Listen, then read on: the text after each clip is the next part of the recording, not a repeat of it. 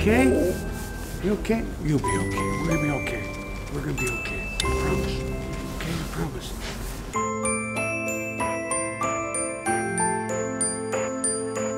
Parents are parents. Good parents are good parents. Bad parents are bad parents. And it doesn't matter what they look like, who they love.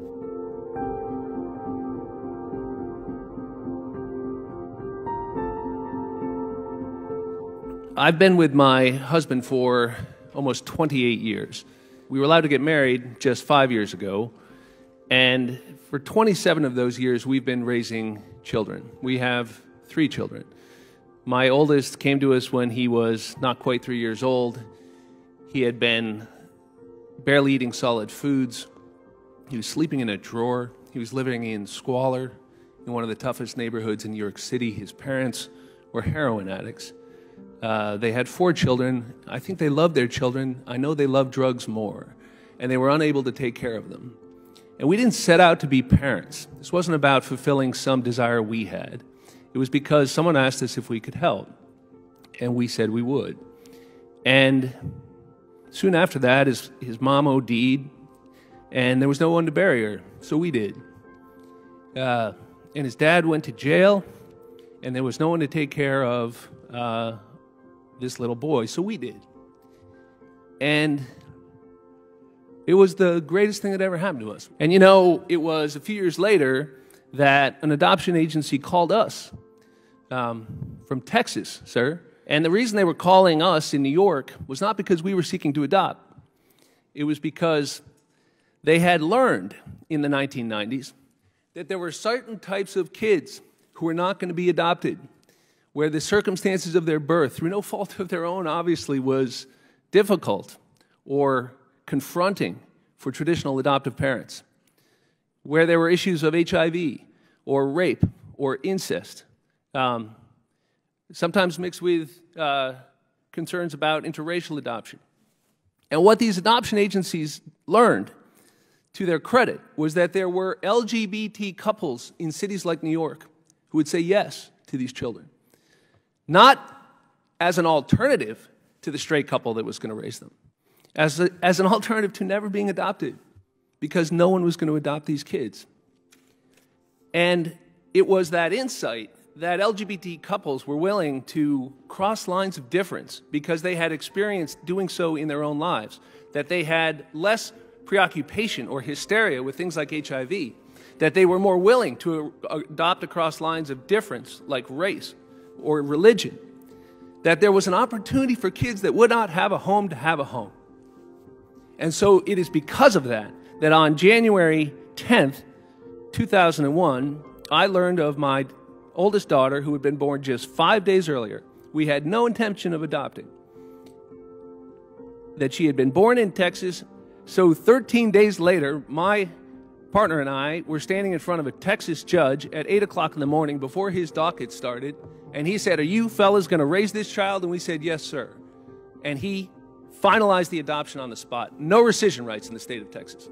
13 days after that child was born, she was home in New York with 2 loving parents, and that child is 19 years old today and a freshman at John Jay College in New York. And she's a beautiful young woman. And she would not have had a mom and a dad. So you keep having them, and we'll keep raising them, is the way we felt about it. Did she deserve a mom and a dad? Yes, she did. But she also deserved people who loved her, who were going to raise her. And that is what is at stake today. Our 3rd child, the adoption agency, same one, 2 years later, came to us, same story, very similar. They sought out LGBTQ parents because they knew they would adopt when others wouldn't.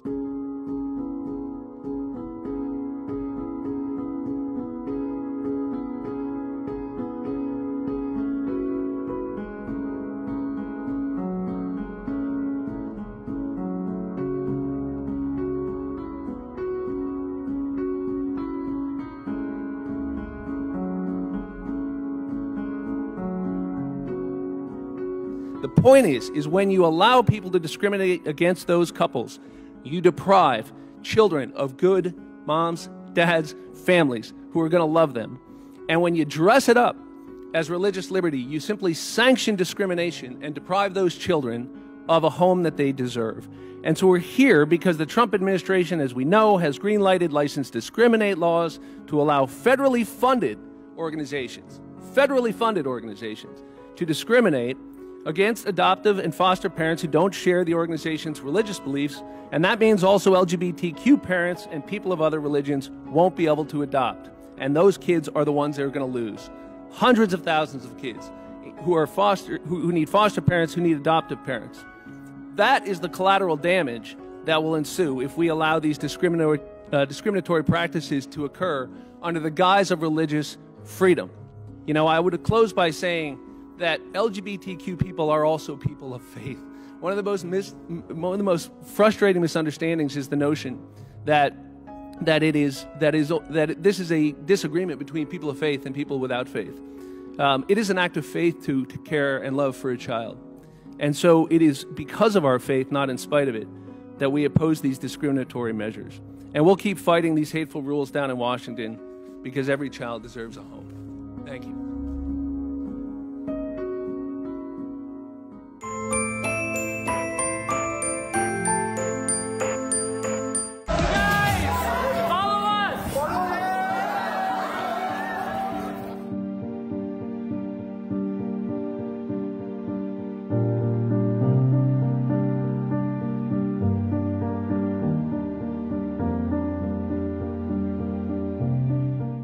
I didn't know in advance what my dad was going to say. I didn't know how much he was going to share. This is my first gay wedding, by the way. And for many of you, this might be your first gay wedding to attend. Back in 1997, I was one of the luckiest father around. My son was valedictorian, spelling bee champion, UT Plant 2, playing the great job as a Romeo, and he actually fooled me because he actually did a good job as a Romeo and Juliet. Everybody else has a girlfriend here and a girlfriend there and this and that. And I said, Parag is such a pure guy.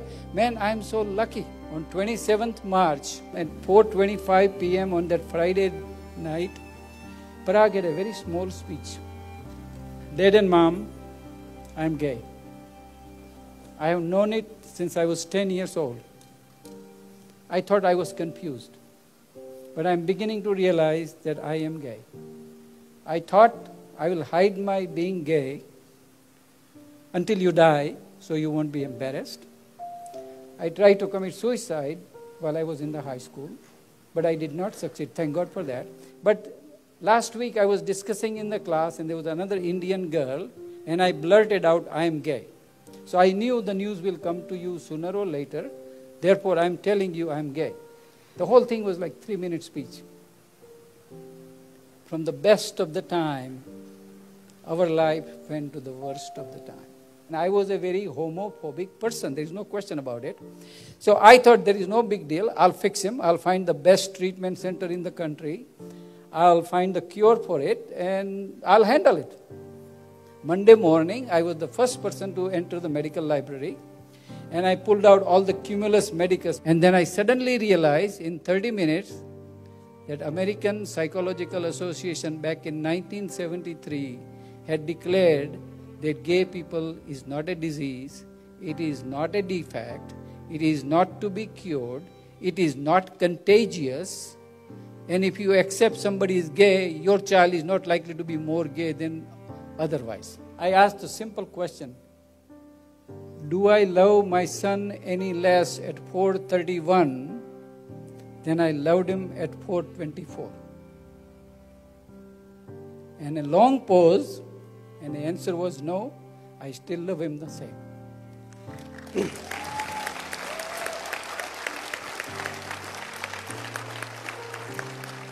So then I wrote a letter. And when I wrote a letter, this is what I did. I said, who will be the 50 people who have played the important role in Parag's life? Some of them were very conservative, and I knew that they will freak out when they heard it. So I kind of thought, okay, maybe 50% of the people would not talk to me. And my life would really be isolated. What to do? Again, a few minutes later, the answer came very simple. I said, Vijay, if there are 50% of the people who don't want to talk to you, maybe they don't need to be in your life. Why don't you stick with the other 50% who will be with you?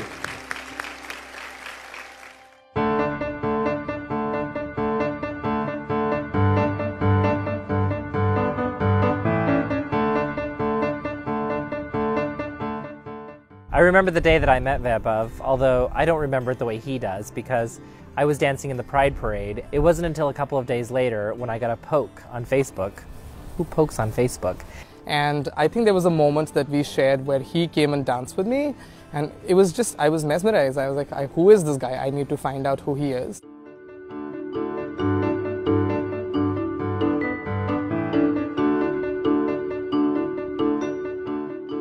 Jainism is a very ancient religion from India.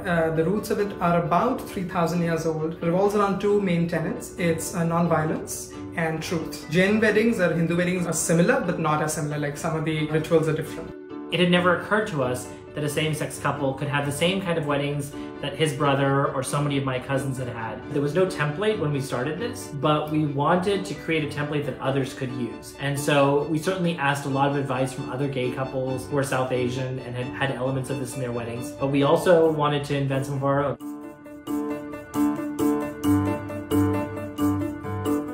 He basically sat down with us and he went through the entire script, the regular scripts that he follows, and I basically suggested gender-neutral rituals that we could do. Also the idea of having two barats. So barat is when the groom enters, usually like in a car or on a horse, or in India on an elephant, and we came in on two horse carriages. Hopefully people will look at that and say, oh, that's how you do it. That's how that can be done. You can have two dole players, which are the drummers. You can have a DJ set up speakers on both sides.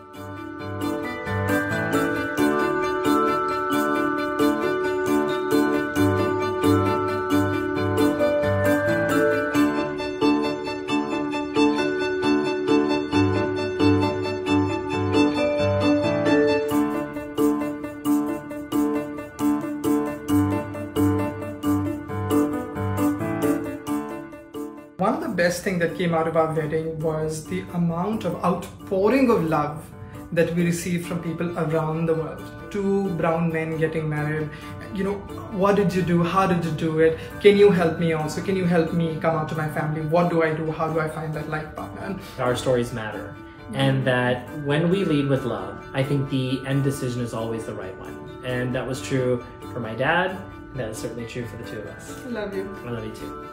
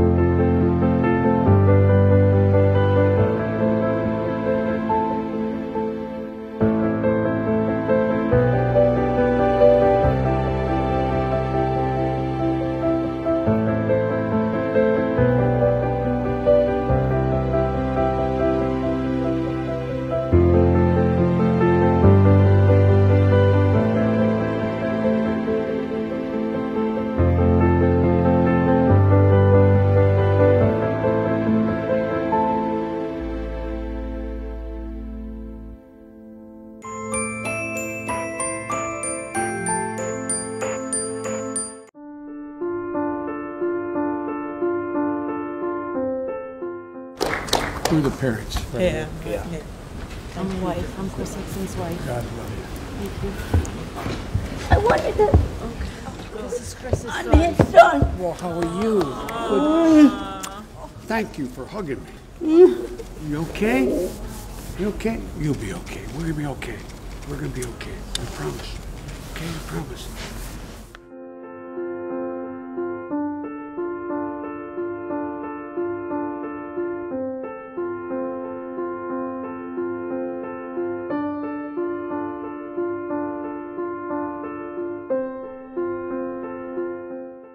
We're gonna be okay. I promise. Okay, I promise.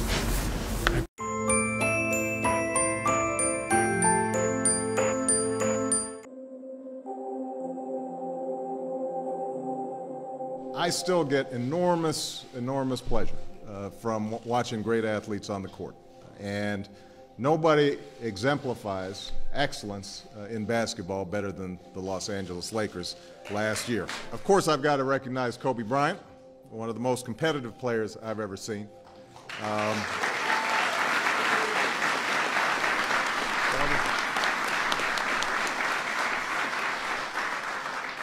For being named Finals MVP last year, obviously already MVPs under his belt, the youngest player ever to reach 25,000 points in his career.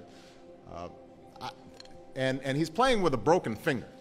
Now, you know, if I had a broken finger, I would have trouble getting out of bed. And he's still leading the team day in, day out. I get my official Lakers jersey here.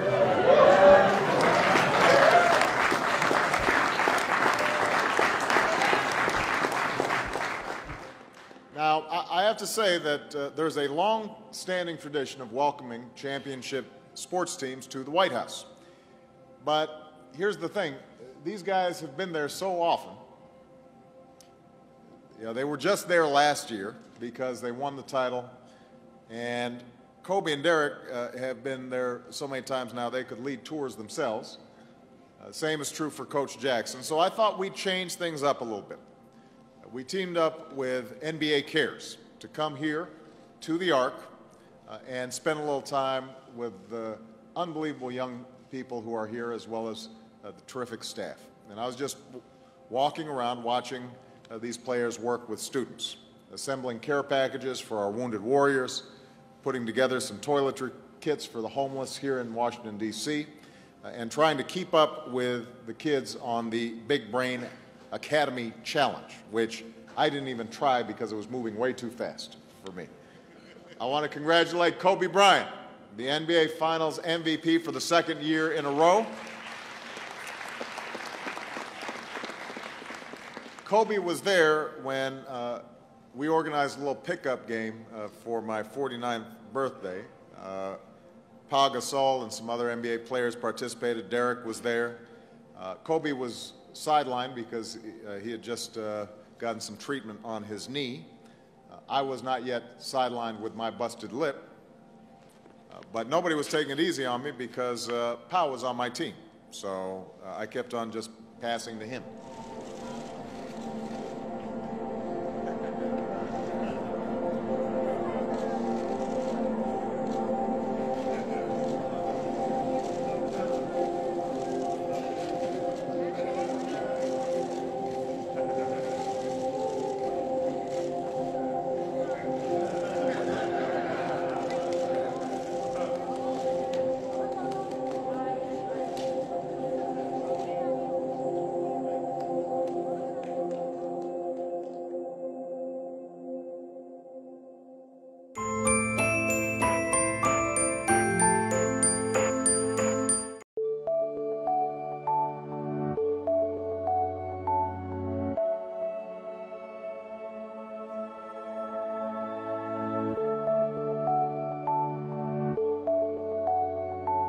America, folks, is an idea.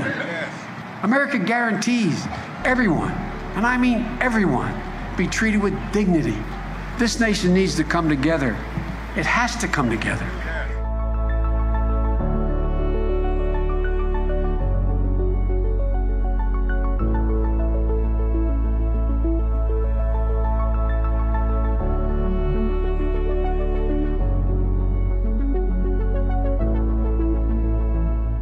Let's stop fighting and start fixing, and we can only do it together.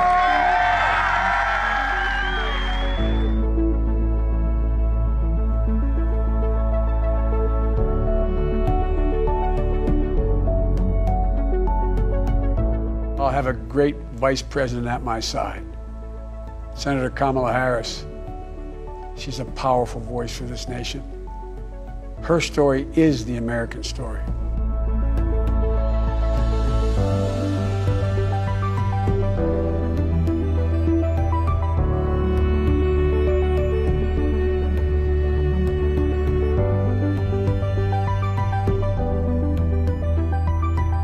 The country is sick of the division. They're sick of the fighting. They're sick of the childish behavior. I represent all of you, whether you voted for me or against me. And I'm going to make sure that you're represented. I'm going to give you hope. We're going to move. We're going to choose science over fiction. We're going to choose hope over fear. We're going to choose to move forward because we have enormous opportunities to make things better.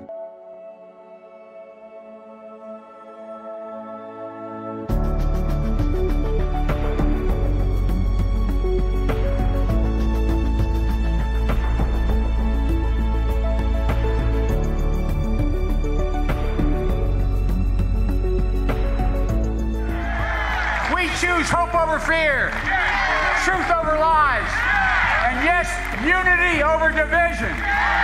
So folks, it's time for us to lift our heads up, open our hearts, remember who we are. We are the United States of America. I mean this. There's not a single thing we cannot do if we do it together. God bless you all, and may God protect our troops. Thank you. So the question for us is simple. Are we ready? I believe we are.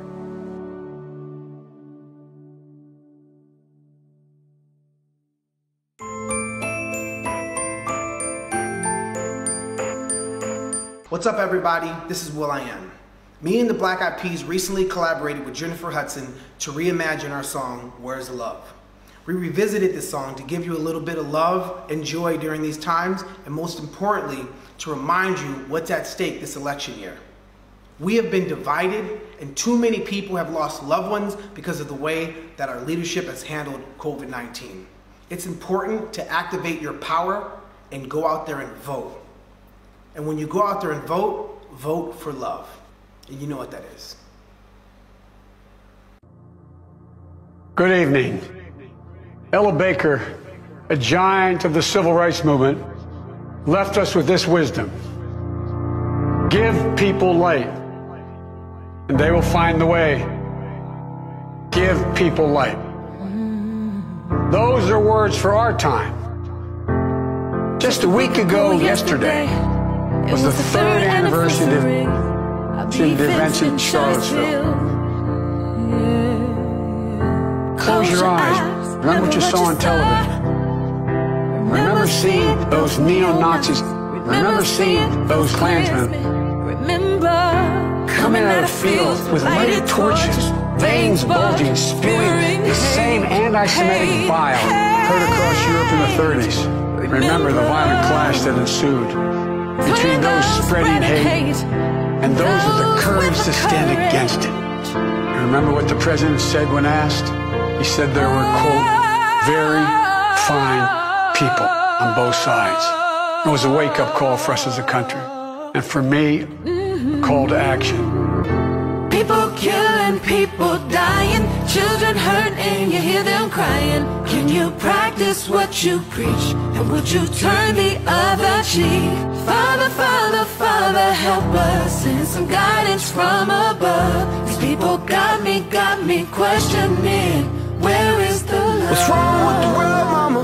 People living like they ain't got no mamas. I think the whole world's addicted to the drama, only attracted to things that'll bring the trauma. Overseas, yeah, we trying to stop terrorism, but we still got terrorists here living in the USA, the KKK. I can't believe they still hating blacks today. Cause if you only have love for your own race, then you only leave space to discriminate. And to discriminate only generates hate. And when you hate, then you're bound to get irate. Yeah, madness is what you demonstrate. And that's exactly how hate works and operates. Man, you gotta have love and to set it straight. Take control of your mind and meditate. Let your soul gravitate to the love. People killing, people dying, children hurt and you hear them crying. Can you practice what you preach? And would you turn the other cheek? Father, Father, Father, help us. Send some guidance from above. These people got me questioning. Where is the love? The love.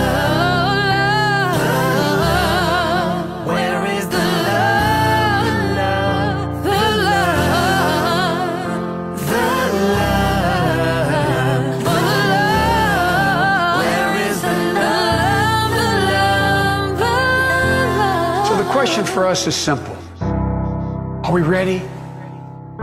I believe we are. We must be. We can choose a path of becoming angrier, less hopeful, more divided, a path of shadow and suspicion, or we can choose a different path and together take this chance to heal, to reform, to unite, a path of hope and light. This is a life-changing election. This will determine what America is going to look like for a long, long time. Yes, it Character is on the ballot. Compassion is on the ballot. Decency, science, democracy. They're all on the ballot. Who we are as a nation, what we stand for, and most importantly, who we want to be. That's all on the ballot. And the choice could not be more clear.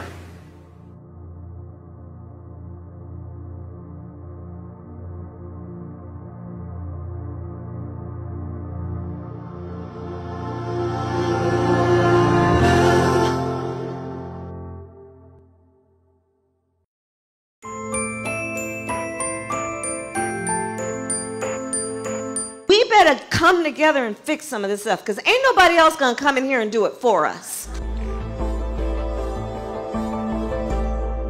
Could I be unconventional and just say a couple things instead of ask a question?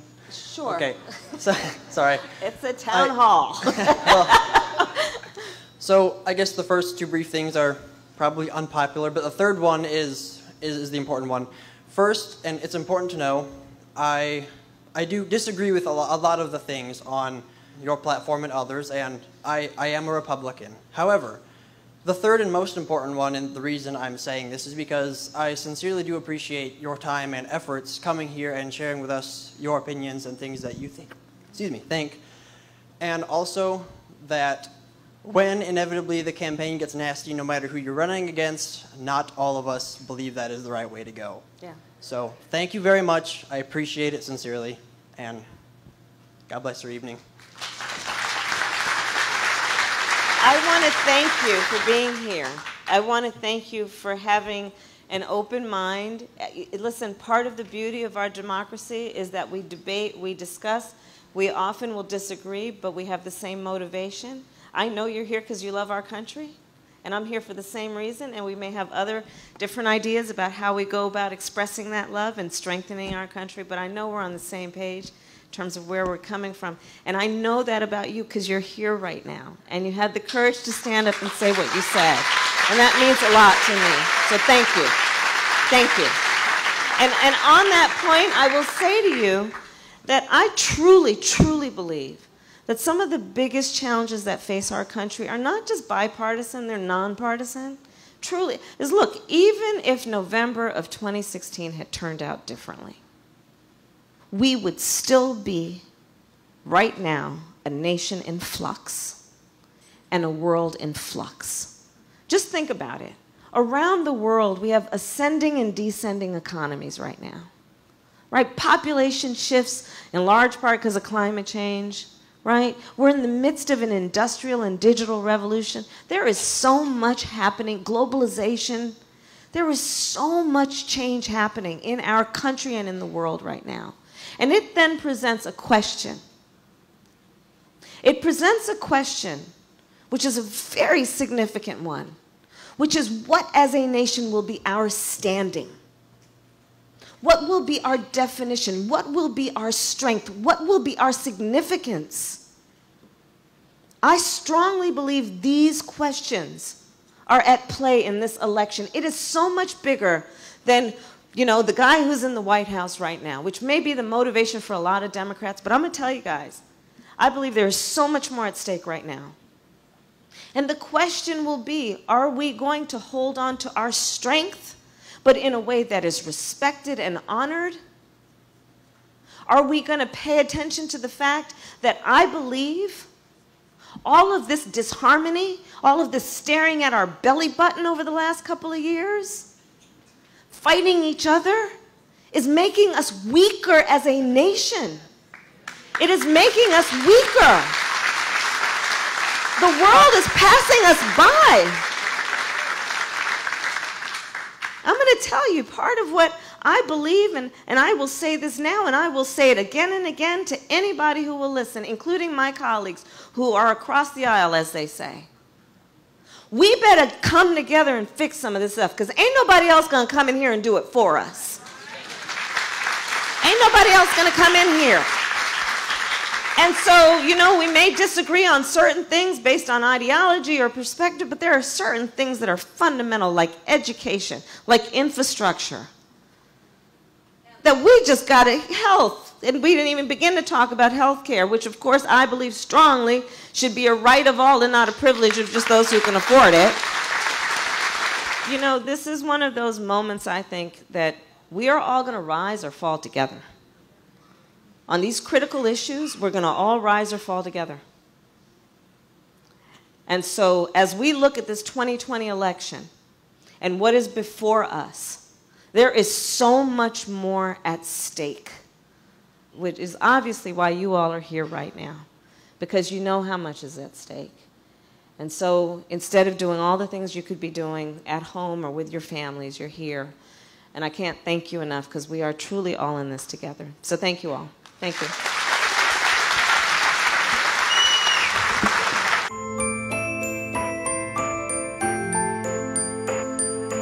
Everyone wants to take a picture with me.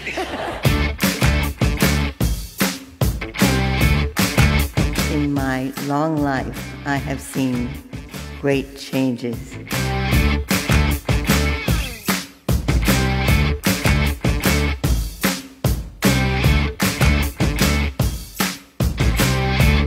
In the days when I went to law school, my entering class at Harvard was over 500 students, and only 9 were women.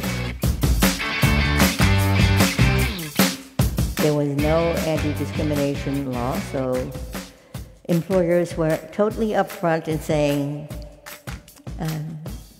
we don't want any lady lawyers here. Sex, like race, has been made the basis for unjustified, or at least unproved assumptions concerning an individual's potential to perform or to contribute to society. These distinctions have a common effect. They help keep woman in her place, a place inferior to that occupied by men in our society. I did see myself as kind of a kindergarten teacher in those days, because the judges didn't think sex discrimination existed. Well, one of the things I tried to plant in their minds was, think about how you would like the world to be for your daughters and granddaughters.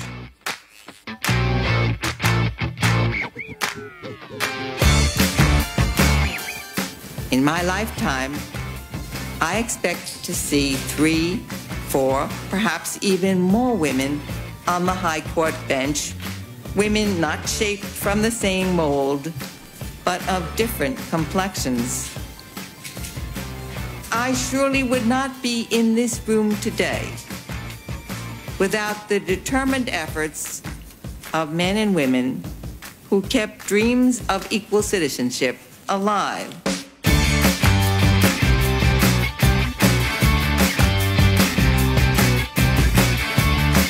I will announce a dissent from the bench if I think that the court not only got it wrong, but egregiously wrong.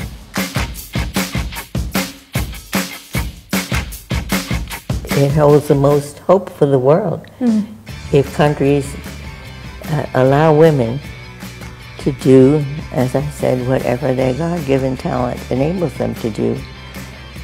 I think we will all be better off for it. I've heard that she does 20 push-ups 3 times a week or something. I mean, we can't even get off the floor.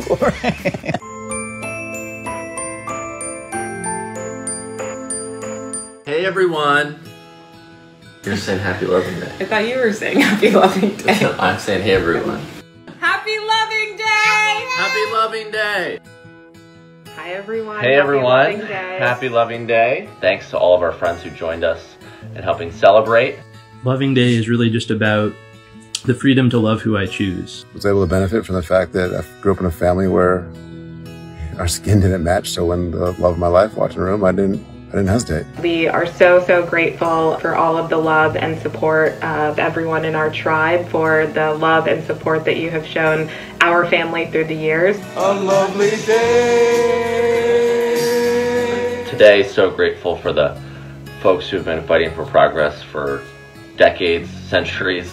You know, Rosa Parks first refused to give up her seat in 1955, and Ruby Bridges went to a new school just in 1960, or Shirley Chisholm became the first black woman in Congress in 1968, and obviously the landmark case that was the Lovings in 1967, and that was all in our parents' lifetimes. The United States Supreme Court handed down a decision. This landmark case was what made it possible for us to be us. Richard and Mildred Loving have won the right to be man and wife, father and mother in the state of Virginia.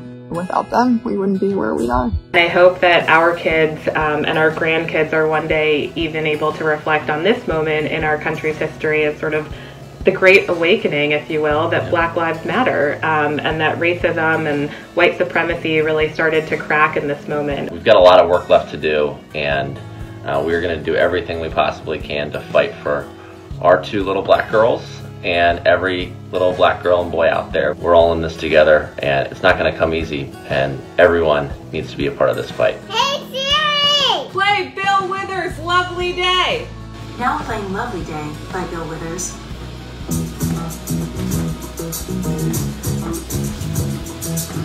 This is it!